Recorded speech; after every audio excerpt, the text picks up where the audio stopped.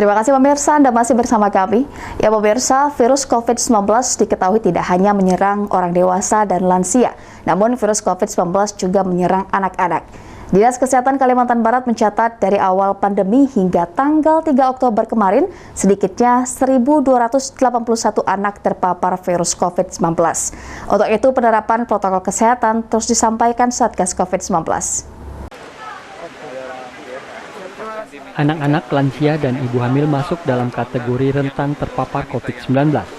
Menurut catatan Dinas Kesehatan Kalimantan Barat, ditemukan anak-anak yang terpapar COVID-19 sejak awal pandemi hingga saat ini. Sedikitnya 1.281 anak terpapar COVID sejak 2020 hingga Oktober 2021. Sehingga hal ini menjadi perhatian Dinas Kesehatan Kalimantan Barat. Kepala Dinas Kesehatan Kalimantan Barat, Harrison, menjelaskan, meski pembelajaran tatap muka telah digelar, pihak sekolah dan Dinas Kesehatan setempat harus melakukan evaluasi untuk mencegah terjadinya klaster dan mengantisipasi secara cepat jika ada yang terpapar COVID-19 saat pembelajaran tatap muka. Nah, khusus untuk anak-anak itu yang terserang COVID-19 itu kami catat dari awal sampai sekarang ini tanggal 3 itu ada 1.281 anak yang menderita COVID-19, ya, atau sekitar 3,19%. Termasuk yang rentan, ya, kelompok yang rentan. Jadi kelompok yang rentan itu pertama adalah ibu hamil, kemudian lansia dan anak. Ya. Nah, yang anak ini kan 0 sampai 18 tahun kalau standar WHO. Nah, yang dari kelompok 0 sampai 18 ini yang paling rentan itu yang di bawah 5 tahun. Ya.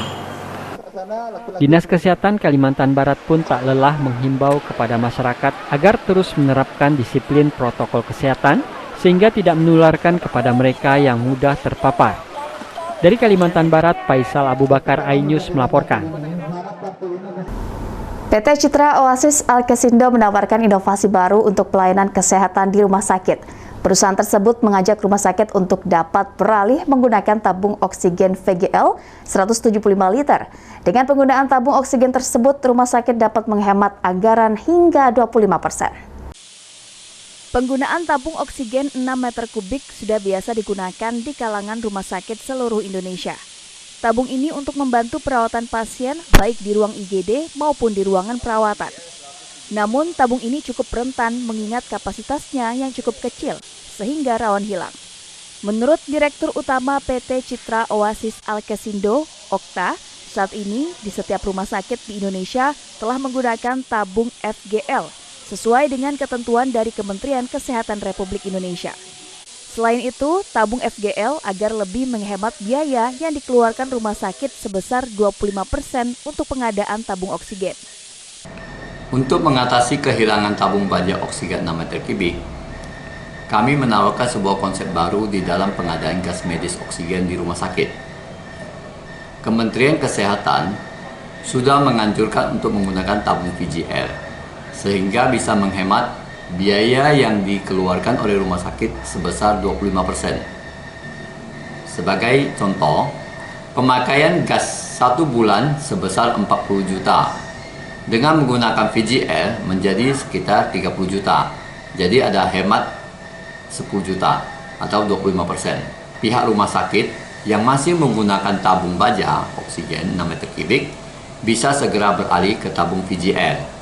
Dengan catatan, satu tabung VGL 175 liter itu setara dengan 22 tabung baja 6 meter kubik. Lebih jauh, Okta menambahkan, penggunaan tabung FGL ini lebih optimal dibandingkan dengan penggunaan tabung oksigen 6 meter kubik.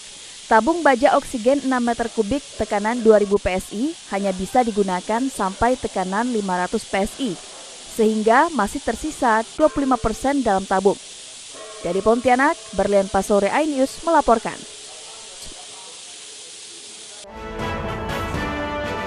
Pemirsa, informasi tadi sekaligus menutup perjumpaan kita pada hari ini di iNews Kalbar. Saya Esti Widyasari dan seluruh tim redaksi yang bertugas pamit undur diri. Terima kasih atas kebersamaan Anda, selamat melanjutkan aktivitas Anda, dan sampai jumpa.